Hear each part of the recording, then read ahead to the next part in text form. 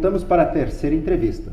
E agora para conversar um pouco sobre o papel dos professores e tutores na condução de disciplinas online.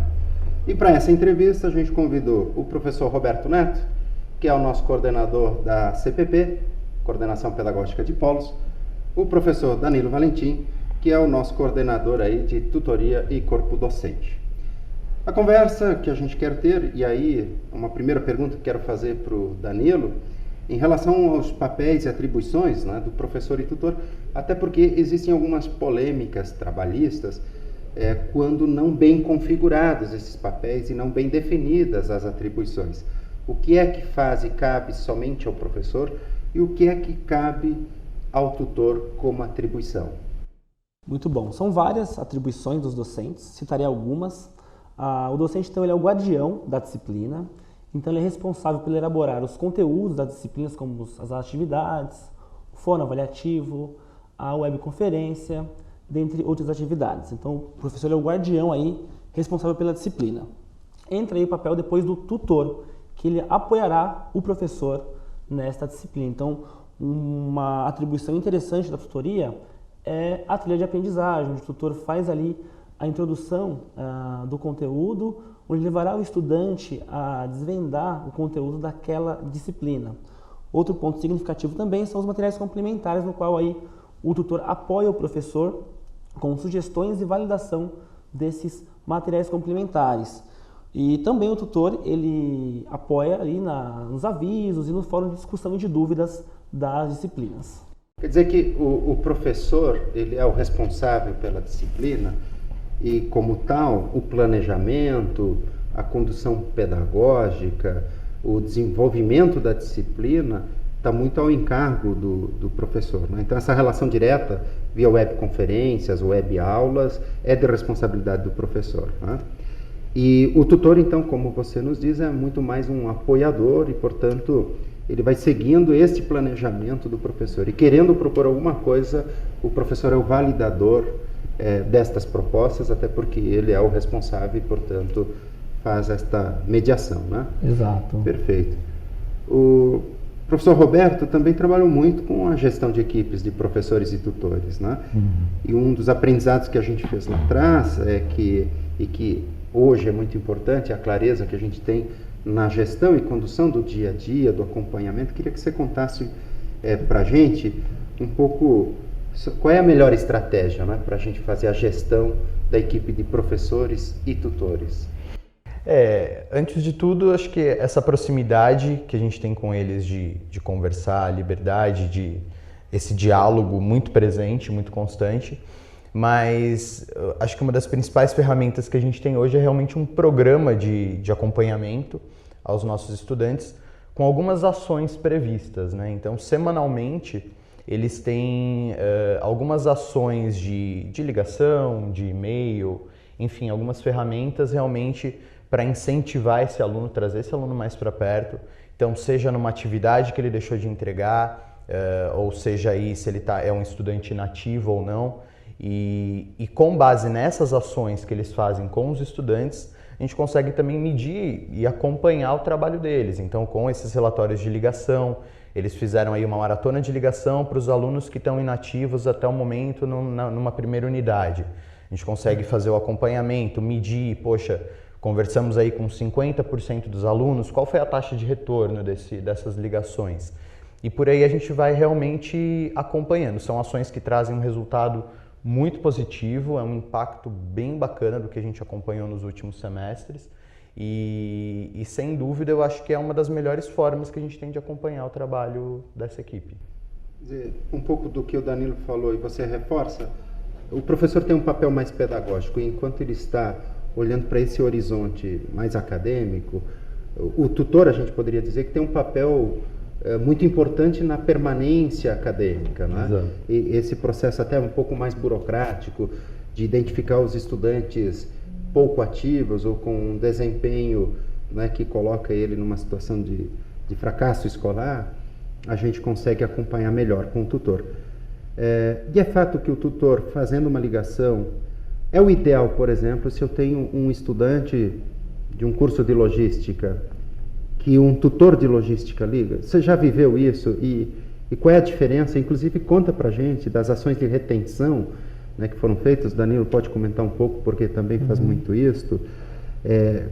Qual é a melhor estratégia de retenção de estudantes nessa relação do tutor focado na permanência também?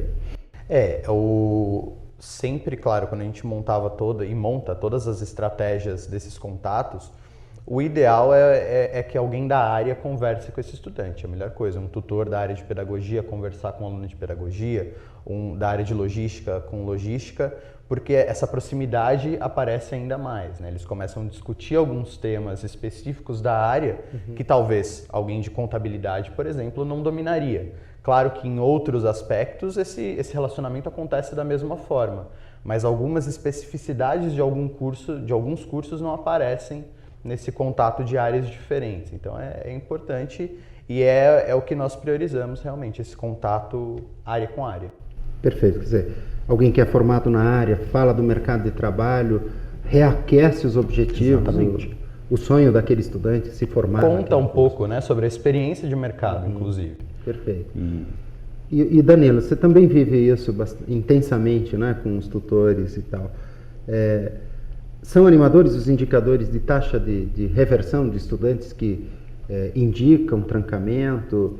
Se eu tiver uma equipe de call center, tem a mesma ação, o mesmo resultado que uma equipe de tutores, como o Roberto contou pra gente? Muito bem, Giannis. É diferente. Quando é o tutor que entra em contato com o estudante, a reação é bem diferente. Eles ficam felizes, eles querem conversar, é aquela coisa de você existe mesmo, que bom, você é o meu tutor, você que está na disciplina no fórum, conversei com você no fórum e quer conversar um pouco mais, então é muito diferente quando tem aí uma equipe de call center, de telemarketing, uma equipe que não é ali do métier acadêmico. Então, de fato, quando é o tutor em contato com o estudante, é muito significativo, eles ficam felizes e isso impacta muito na taxa de conversão. Então, a gente tem uma taxa aí, quando a gente consegue falar com o estudante, de conversão, de conseguir trazer ele de volta de até 40%.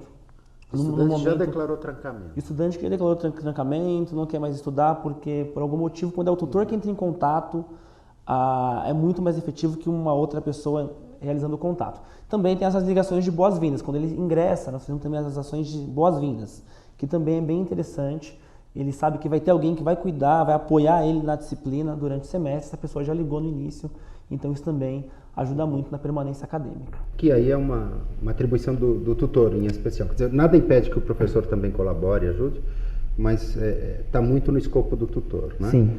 E, de fato, as boas-vindas, que tem um impacto mais forte ainda sobre os calouros, né? Sim. Que aí mora o desafio, porque a evasão é maior, né, no primeiro semestre, do primeiro para o segundo.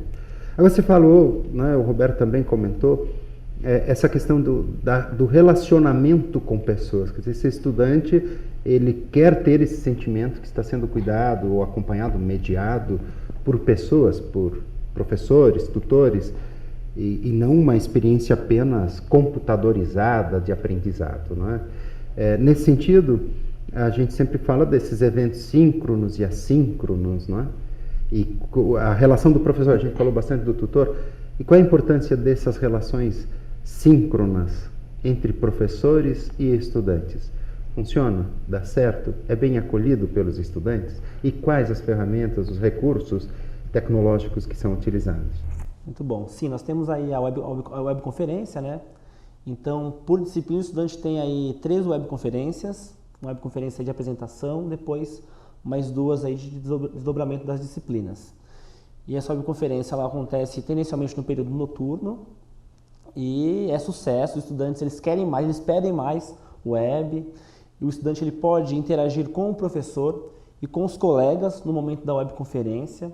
Então é um momento muito interessante, um momento de vibração que eles esperam ansiosos lá a webconferência. E na nossa metodologia ativa é uma metodologia de pessoas para pessoas. Então, sim, nós temos lá o computador, que é né, que vai mediar esse processo de ensino-aprendizagem, mas é uma relação muito próxima do professor e do tutor com o estudante.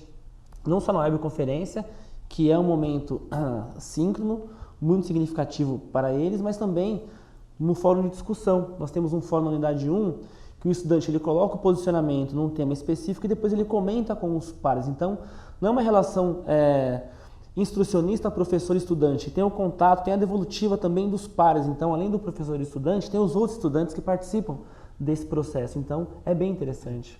Acho que a palavra que define bem o que a gente está conversando agora é o sentimento de pertencimento a um grupo, né? Ou porque eu estou numa rede social, institucional, de pessoas convergentes a um ideal que também é meu, né? Eu estou fazendo logística, converso com professores da área, tutores da área, colegas que estão se preparando para esse mercado e colegas que estão até em diferentes pontos do Brasil, né? E interessante a preocupação, a gente veio conversando até do momento em que acontecem esses encontros síncronos no período noturno. Nosso estudante é um estudante trabalhador, então, no momento da manhã e da tarde, normalmente espera-se que ele esteja ocupado trabalhando. E a preocupação de disponibilizar esse encontro com o professor ao vivo no período noturno para que ele consiga participar também. E para fechar, um comentário rápido sobre as estratégias de recepção. A gente sabe que a ambientação para quem vai fazer uma disciplina online ou um curso à distância, ele precisa ter clareza da metodologia, tecnologia, modelo de avaliação, essa estruturação. Então, que estratégias a gente pode ter do tutor presencial, nos polos ou nos campos onde tenho turmas, estudantes, né? Visitas em sala? Como é que é feito isso? Queria que você lembrasse um pouco para a gente. E o Danilo contar então das atividades à distância, de recepção e ambientação. Roberto.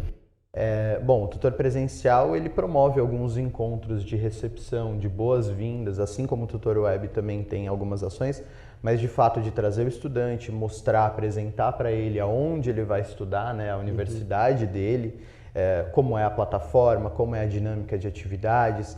Então, por mais que seja um curso online, algo web-based, ele trazer o estudante e mostrar para ele conforta o estudante, traz segurança para ele. Então, por isso a gente se preocupa muito em oferecer esses momentos de boas-vindas e mesmo que seja presencial, para que de fato o estudante consiga seguir com bastante segurança nos estudos. E pensando no 20%, então, eu lembro que a partir de 2013 na Anhembi, né, se implantou as visitas em sala realizadas pelos tutores junto com os professores, né? Isso trouxe um impacto muito positivo, porque tirou muitas dúvidas na chegada desse estudante para a disciplina online. Né? O estudante do 20%, muitas vezes, ele não busca tanto, né? Não recorre tanto ao tutor. Então, por isso a gente também se preocupou em programar essas visitas. Então, o tutor foi até a sala de aula e apresentou toda a estrutura que seria apresentada também num encontro promovido pelo tutor, onde o aluno se deslocasse. O tutor foi até a sala e apresentou, e muitas dúvidas, muito bate-papo, e é sempre muito valioso. Perfeito. E das semanas de ambientação e outras estratégias online, cursos, o que se faz que potencializa o sucesso acadêmico do estudante que chega em disciplinas ou curso à distância? Sim, temos muitas coisas, professor, né? Atividades síncronas e assíncronas. Então, o tutor e o professor postam avisos de boas-vindas, um aviso bem pessoal, com o nome, explica sobre a disciplina, se apresenta, é uma atividade de acolhimento. Temos também o curso de formação inicial, no qual tem uma webconferência, já na primeira semana ali, né, de ambientação, para explicar como funciona a metodologia, como funcionam as disciplinas, como funciona o calendário. E tem uma disciplina também que é a de formação inicial. Então tem a webconferência, que é um momento muito interessante, e tem a disciplina de formação inicial, que aí nós recomendamos que os ingressantes, os calouros, realizem para eles entenderem como funciona a metodologia de ensino. E nessa disciplina tem um fórum, que é muito interessante, que é um fórum de integração. Então o estudante ele comenta por que ele parou de estudar, por que ele voltou, qual o objetivo dele, e fica um relacionamento entre os pares também, entre os estudantes, e o tutor faz essa mediação, né? Além disso, alguns coordenadores de curso realizam webconferência para explicar sobre aquela área, sobre a área de negócio, sobre a área de educação, quais são as tendências. Então, nessa semana aí de acolhimento, de ambientação, tem muitas atividades para o estudante mesmo. Ao longo do semestre, outras ações complementares são desenvolvidas para manter esse estudante confortável, confiante e que faça sentido as disciplinas para ele. Exatamente. Né? Muito bem. É isso, acho que foi uma boa conversa falando sobre o papel do professor, do tutor presencial, do tutor à distância. E uma das coisas que a gente experimentou e ficou muito evidente é dar para o estudante essa sensação clara de que ele está num processo de aprendizagem mediado por profissionais, né, preparados para a condução e não apenas por um modelo instrucional informatizado. Né? Então, eu agradeço a presença aqui do professor Danilo, do professor Roberto. A gente fica por aqui e volta com a quarta entrevista, discutindo sobre a produção de conteúdos em disciplinas online. Muito obrigado e até mais.